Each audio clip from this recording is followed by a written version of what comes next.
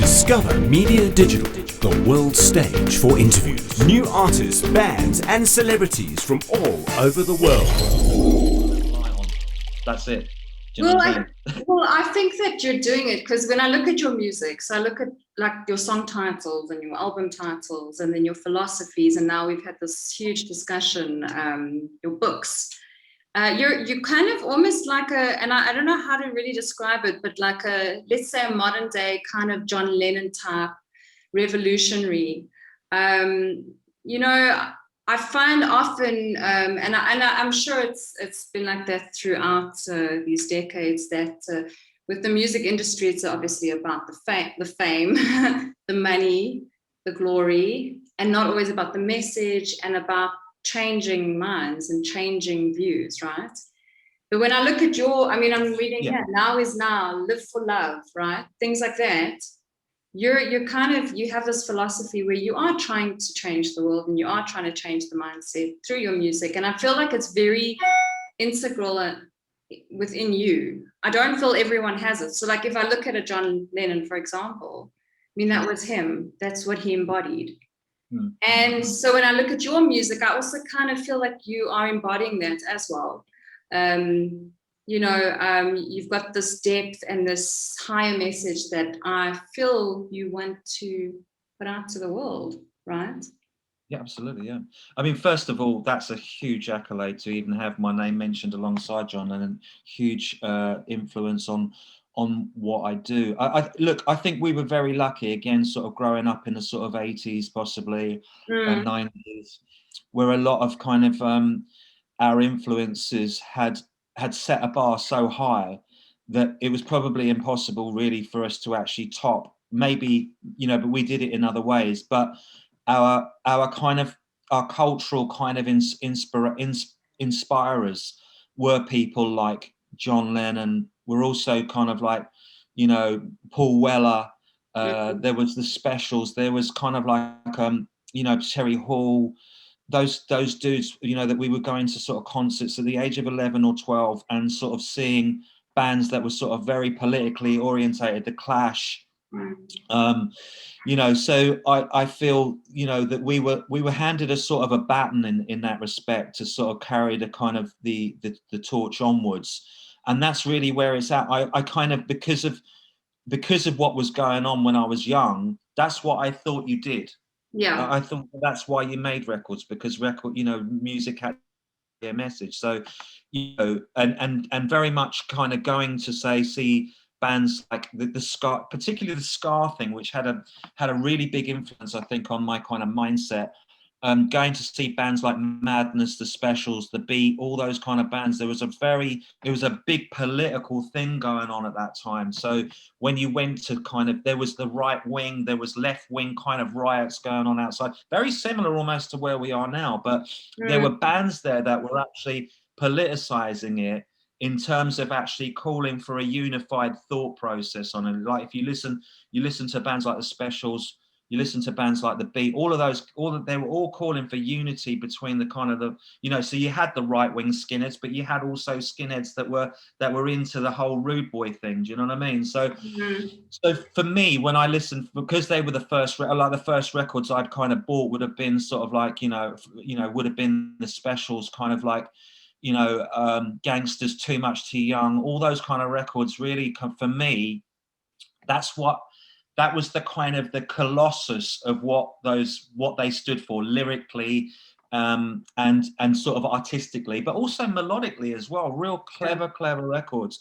So there, when I got signed to Chrysalis EMI, here I was walking up the stairs, like looking at all their kind of platinum records, thinking, oh my God, I bought those records, and here I am sort of signed to the same label as them. Do you know what I mean? So yeah, but you know what? By that point, things had moved on, and A&R, they weren't looking for political messages. They were looking for dance tracks that kind of like connected with a very high ecstasy audience that were not really that interested in kind of like, this is what I'm saying, like when we really came into the flow, people didn't really want to talk about politics anymore. They just wanted to get high. So I kind of fell into this kind of like, but even saying that, you know, the records that I was making that we put out through EMI all had, I learned how to write subliminally, shall we say. Yes.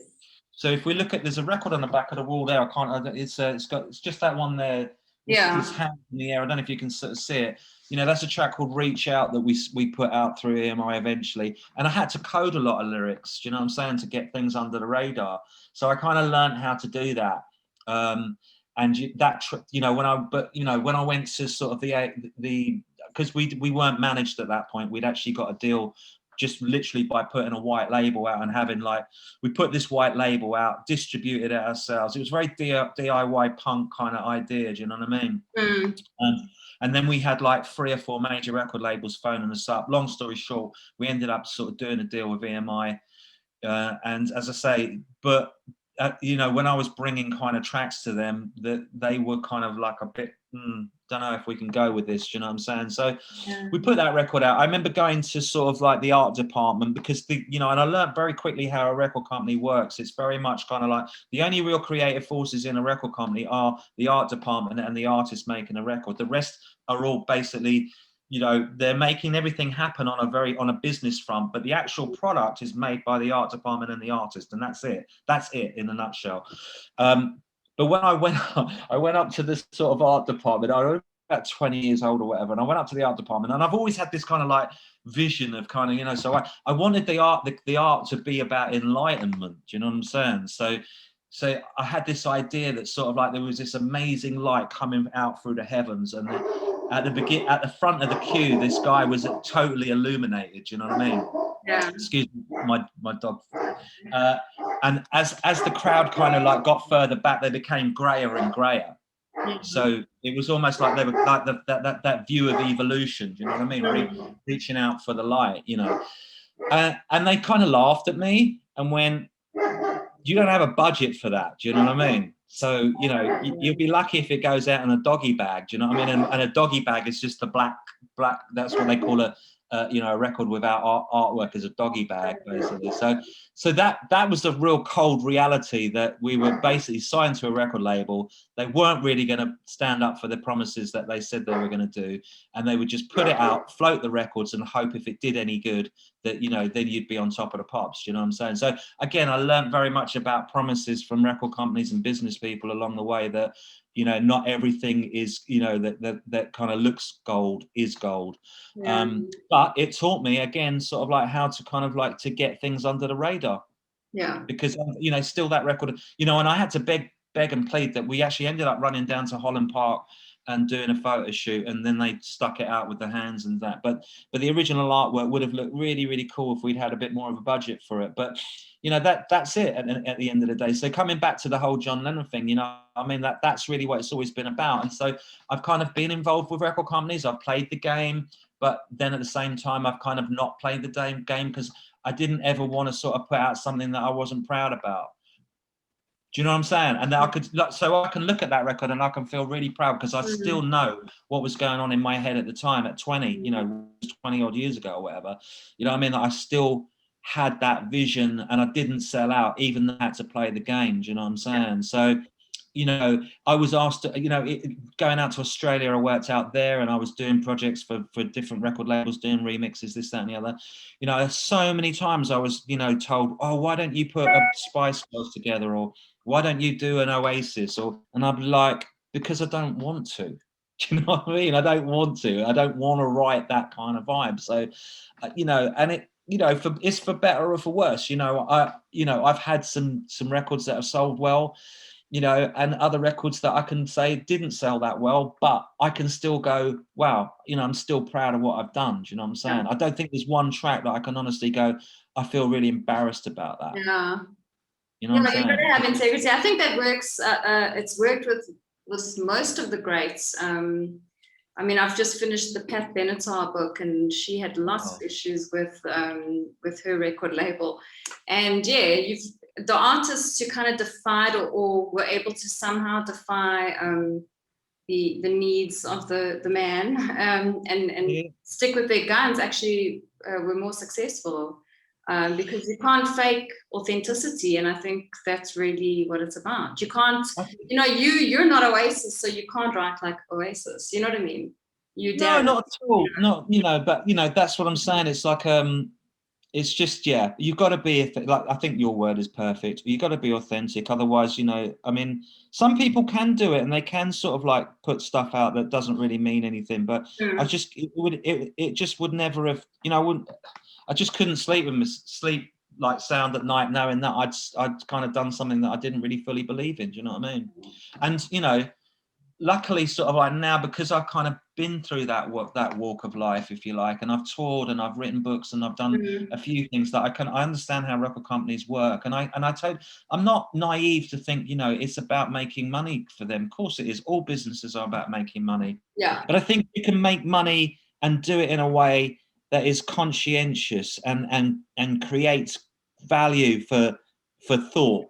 Value for thought as well as value for kind of like just nodding your head to. Do you know what I'm saying? And so, I get it, but I can run my own label now, sort of like with the kind of understanding. Of course, you want to recruit what you've put into the record, but at the same time, I've got to kind of go. If you listen, like you've mentioned a few of those tracks, I've got to go. I still stand by that stuff that I did. So, New Kind of Normal, I was really proud of that record. You know what I mean? And and there's some great tracks on there. Again, we sort of kind of crossed a nice production vibe on that record where we were really getting the sound that I'd heard in my head.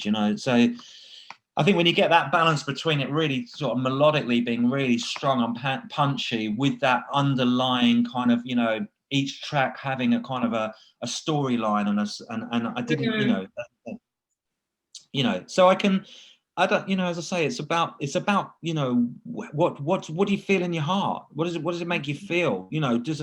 Does it make you feel good at the end of it? Or do you feel, well, my career was great. I had like loads of platinum records, but I hated every single one of them. Do you know what I mean? Like, I think I'd much rather be in my position now than being kind of like, I don't know, whatever it was at the time. Do you know what I'm saying?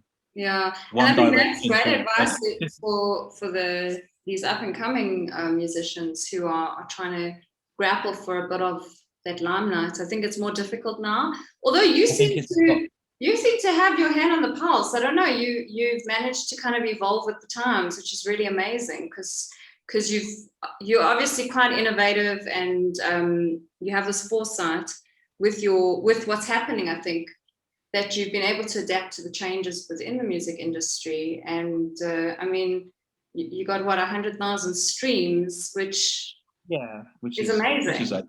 No, it's incredible.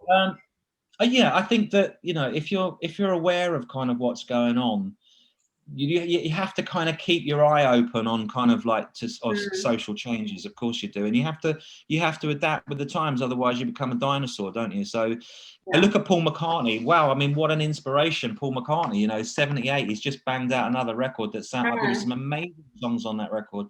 He's still got energy, and I look at him and I just think, he's been a superstar since he's been 21 or whatever it is, and just created some pretty kind of amazing moments in musical history. But something keeps driving him to do that and to keep punching that vibe out, and that means you have to as an artist, look at what's going on around you. I think that's one of the keys about being an artist, where regardless of what form you choose to kind of work in, but you have to be observant. Otherwise, what are you writing about?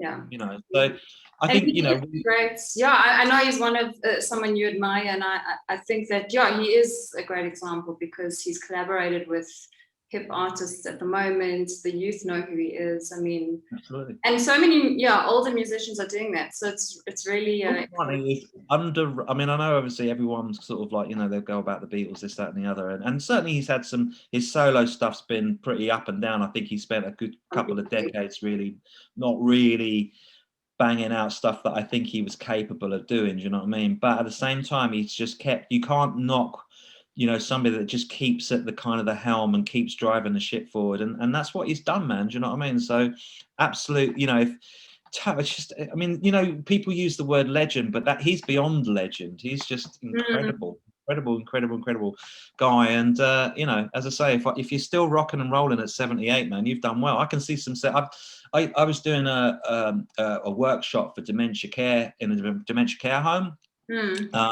because I'm really into psychology as well. And I did a neuro-linguistic programming kind of NLP. You might have heard of NLP, which is it's a talking and hypnotherapy.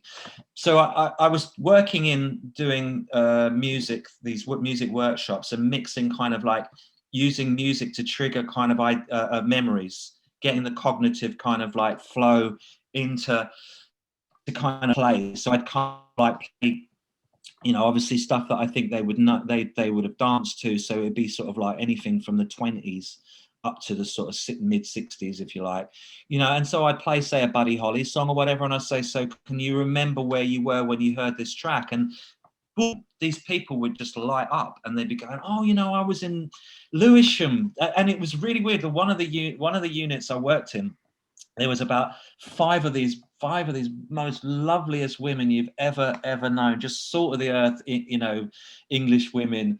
And it turned out that they had all kind of gone to the same club in South London, and yet they'd not discussed it. So I was like, oh, you know, we used to go dancing at blah blah blah Lewisham Dance Club, and I was like, wow. And then she go, we used to go to club, did it?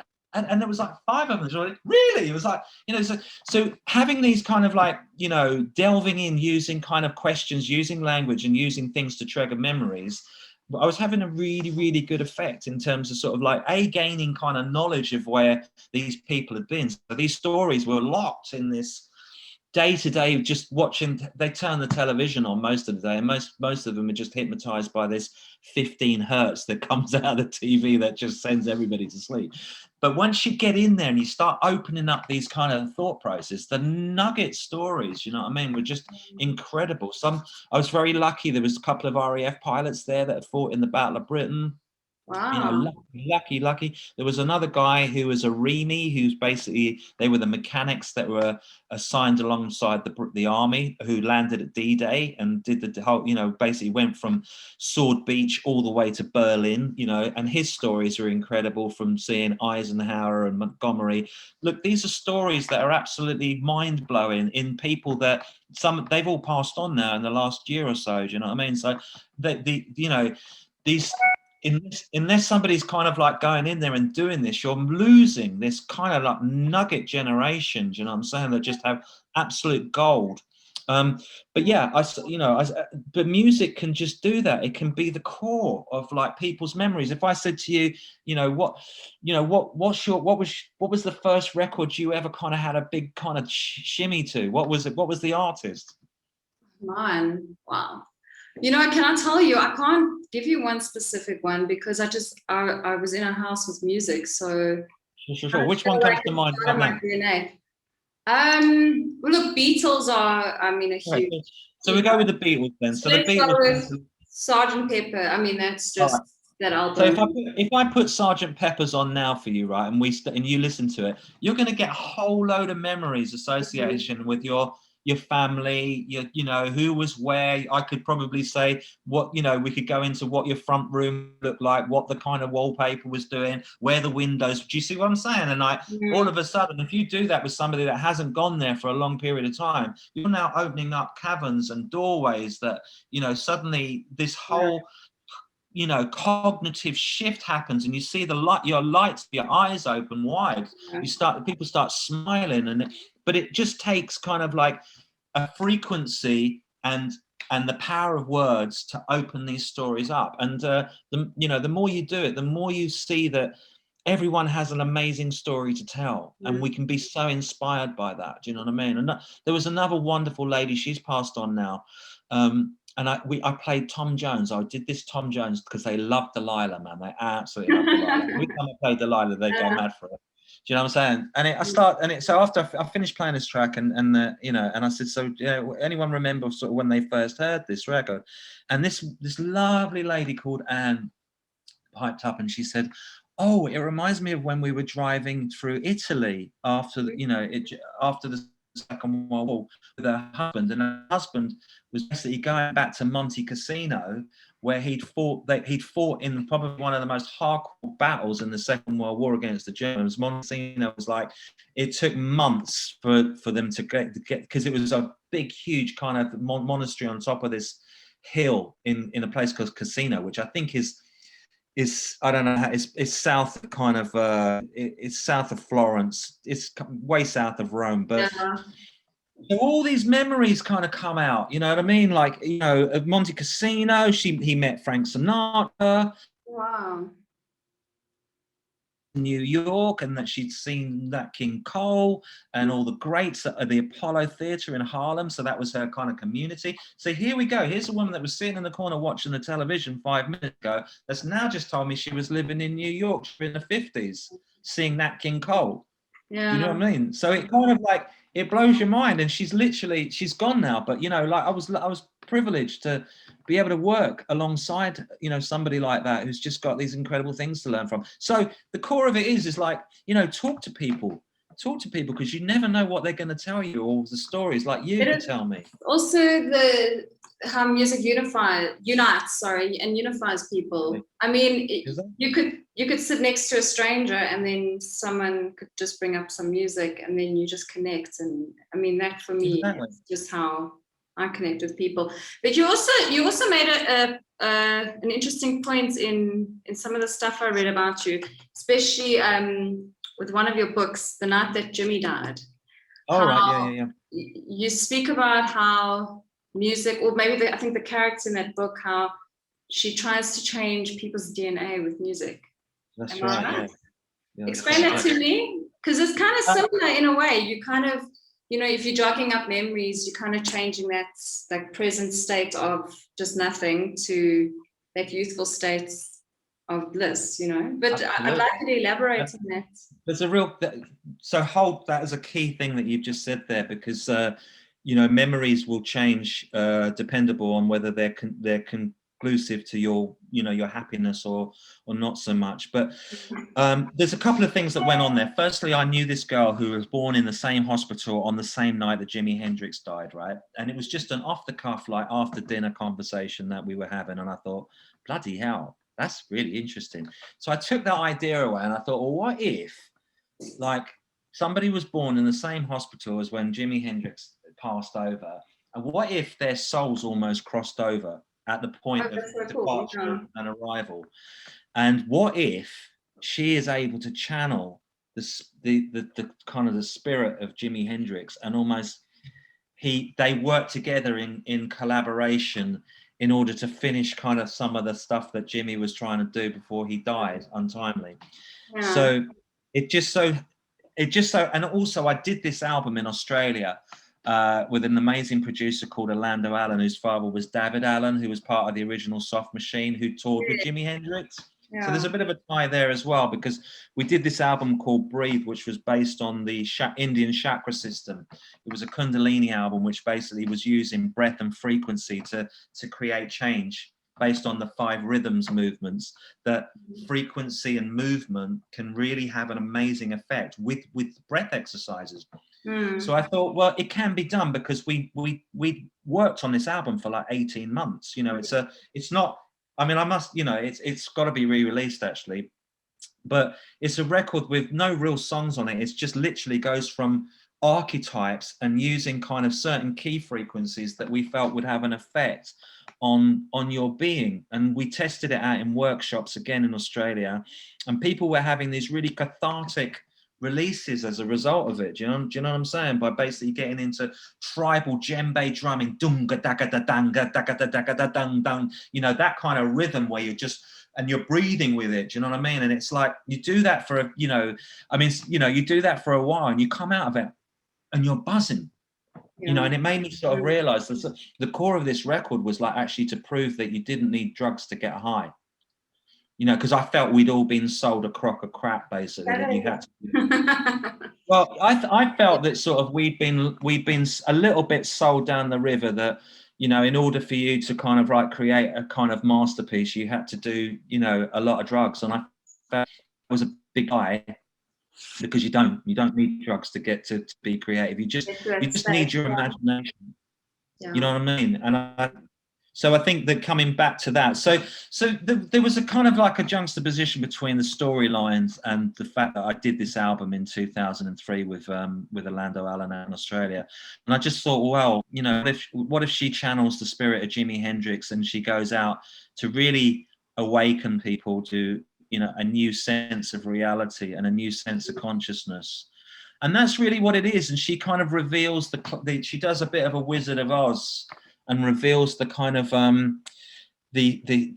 the cloud cover, if you like, of what record companies are and what they do. And so she kind of reveals the kind of the industry for what it is, and then goes on to sort of like to change the kind of the celebrity culture thing by basically being one of the greatest guitarists since Jimi Hendrix, shall we say.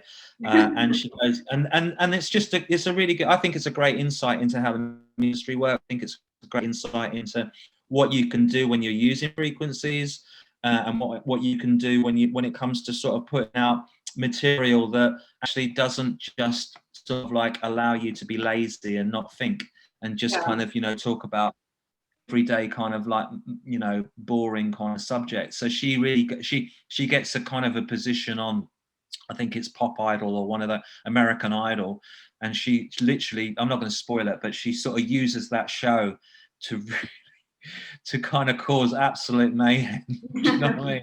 But it's not like Sex Pistols mayhem by just kind of creating, you know, for using kind of like, you know, that whole animosity, violent vibe. She uses frequencies that actually put people into a trance. Amazing. Yeah. So that and then within that framework, she's able to sort of change people's consciousness. Do you know what I mean? But becomes a villain very, very quickly. Of course. Of course. Do you know what I mean? But it's a great. I'll definitely get this book. Sorry? I'll definitely look for this book. I must. Really interesting. It's very interesting, original idea. Yeah, I think it'd make a great film. So then, that's. So then. I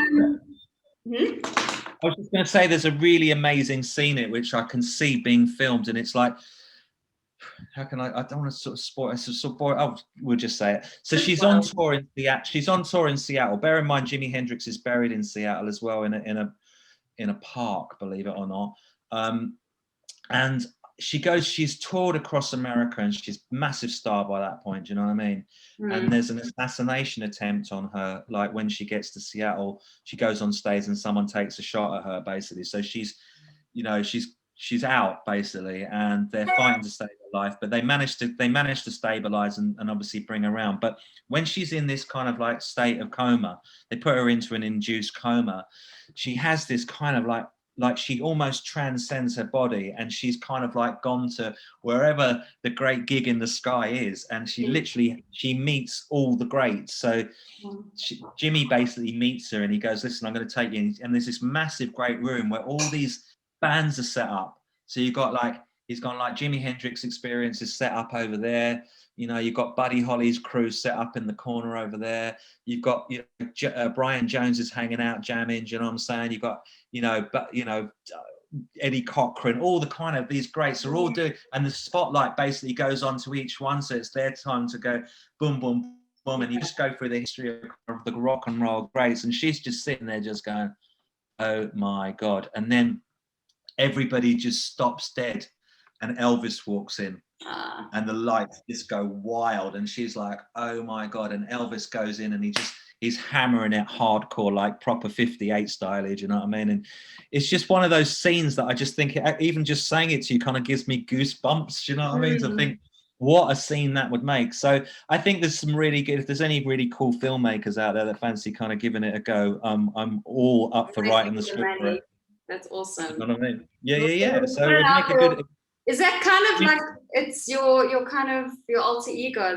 Is that how you want to end your stay on this earth? Because I wanted to ask you, like, if you could. Hopefully not by being assassinated in Seattle. No, hopefully not being assassinated. But you know, I was going to ask you if you could collaborate with anyone, or just even jam with anyone, dead or alive. But you've kind of answered that question because you've just listed all these. It'd be all those guys. Do you know what I mean? Really, to be honest with you, to have a moment. To have a moment. I mean, there's this thing that I kind of was talking of, you know, you can do this thing called quantum jumping, do you know what I'm saying? Where you kind of go into deep hypnosis sort of meditation, and then you visualize kind of like a blank black screen, if you like, and there's a doorway, and then you open that doorway, and then whatever you want to experience is beyond that doorway. So you can set anything up. So whether it's like, whether you want to get into manifestation of like, you know, really successful kind of book, or a manifestation of a successful business, you can use that as a kind of a mental process to set up whatever you want to experience literally behind this door. So as you open it, it's literally you walk into that experience.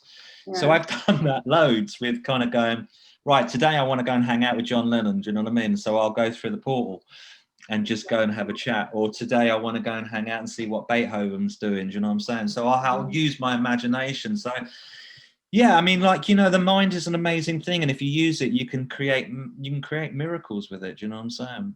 That's Whether really you want to heal yourself, you know, if you use the right self-talk, you know, watch your self-talk, and sort of you can create incredible things, you know what I'm saying? I think the people coming through now have got access to information that we didn't have access to in some respects. So a lot of the things that you think are kind of like hindrances from the past can actually be healed. I mean, like when I saw What the Bleep Do We Know, and I realized actually that the brain can be changed, you know what I'm saying? That you don't have to live in the hell of what you were brought up in to believe you were.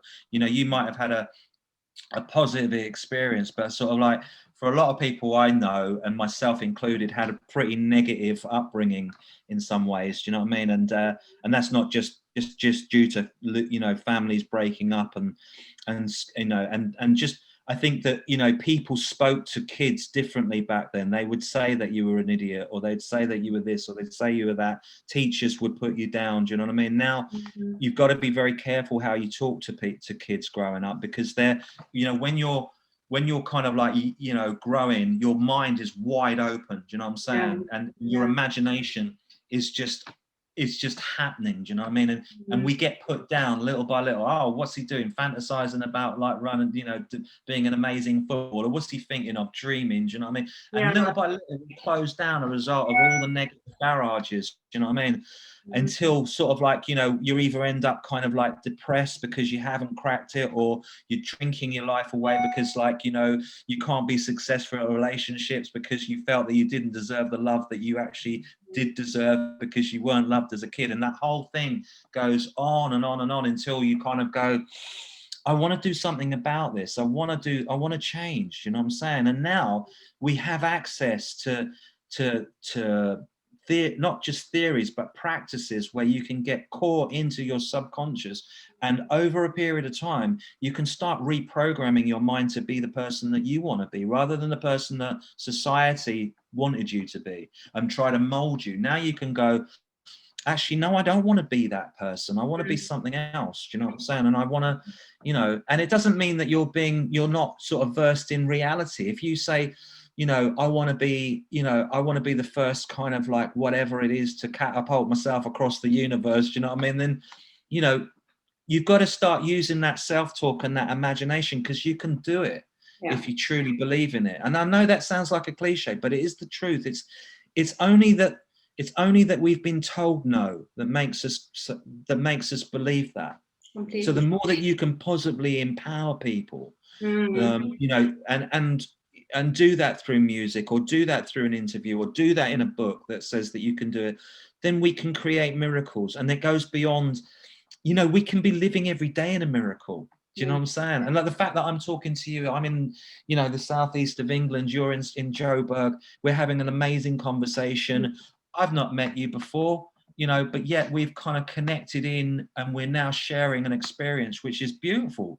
And that's a miracle of technology that's allowed that to happen. So these things, anything is possible. And we have the only thing that is a little bit of a limitation is the amount of time that we have on the planet. So the more time that we utilize it kind of like to create magic and to create amazing things, the better well spent your life has been. Yeah, that's great. Okay, so I mean, we could talk forever. And this has become I also have a kind of health and wellness project so I feel like this should go on that. I'd love that to be, because as I say, I feel like we should do a separate music interview. more than happy. I mean, look, it only becomes through the reason I got on that pathway is because I had some pretty hardcore psychological damage as a result of kind of, you know, certain things that happened to me as I was a child, and then, you know, drug abuse, alcohol, kind of like rock and roll kind of life, which didn't really, it wasn't allowing me to kind of to go beyond, until I sort of like thought, you know, I've got to stop that. If I want to kind of like be able to be of service and of benefit, then I've got to stop the self-abuse. Do you know what I'm saying? I've got to get to the core of it. So it did send me on a much more deeper journey, sort of like to kind of look at where I was, where did that thinking come from, trace it back, mental map, and then you know, it's taken a long time to do it. It's not just mind, also it's environment that will change your kind of thought processes, but it's doable. And even if the demons are still kind of there, you can turn them down a little bit, so you can override it. So it doesn't become like if we sort of like view our thoughts as, you know, the classic thing is like your thoughts kind of can be like clouds, and you only got to plug into the ones that you want to plug into. And so the other ones you can just go, actually, that's just a cloud, a dark cloud, I don't really need it. And I can now allow that to pass, and then plug into something that's actually going to change my physicality and allow me to be, you know, the person that you want to be, which is kind of like, what do we all want to be? We want to be happy, don't we? Like, for instance, when they said to John Lennon when he was young, he was at school, and they said to him, so what do you want to be, John, when you grow up? And he said, happy, you know, and they all looked at him and go, that's insane, you know, but it's not insane. You know, that's all you should really want to be in your life, is happy and of benefit to your environment and the community that you live in, and the wider community. If you know, so yeah, as I say, it's been a journey, but if I can help other people through kind of like some of my little kind of journeys and my insights and whatnot. But there's a second book out called Road Tales as well, which kind of goes into that whole process. If I can show you here, it's this one, which is out on Amazon. That's literally about being on a road for like 10 years and meeting amazing people who all had incredible stories to tell, and that I felt were life-changing. Do you know what I mean? For people that were on one journey, and then suddenly the road to Damascus moment happened, and they were on a 360 spin into a whole different world, which was much more spiritually aligned. So it just so happened the synchronicity of me meeting these individuals became the book, you know, and I just felt that those stories probably would not have been told if I didn't sit down, you know, take some time out of making records and actually write that book. So a lot of the press got the wrong idea, I think, probably because of the cover, and thought it was some, you know, it was a rock and roll sort of autobiography, and it wasn't. It was nothing really about me, other than it was about other people's stories. So that book is, again, it's about, you know, that book is really, if you feel that you can't, these are stories that have proved you can. You know what I'm saying? So that's where we're at with that. Do you know what I'm saying? And I'm more than happy to come on anytime you want me to come on and give a few insights. And as I say, if we can help a few people by basically sort of talking about things and giving people sort of like hope. And here's a one. You know, if there's a front of the room, then there has to be the back of the room, and therefore you have options. You've always got options. I like that. That's very cool. And I think this is very relevant for now, because we're going through this pandemic, and I think a lot of people need these lessons and these inspirations, definitely. So they must be music. But then I just want to ask you, like, really quick, like fun little questions. Sure. So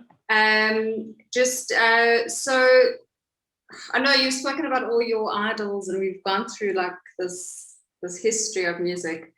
But if you could take one album with you, if you were trapped on a desert island and there was only one album that you could choose, not your own, you could only listen to it until you're obviously rescued.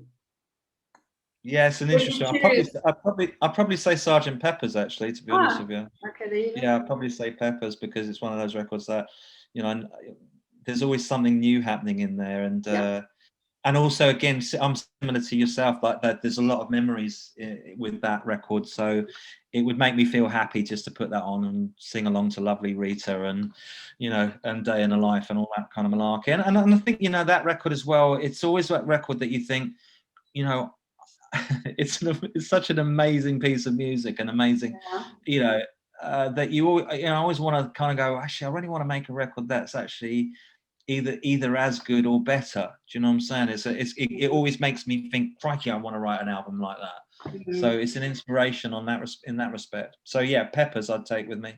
Great choice.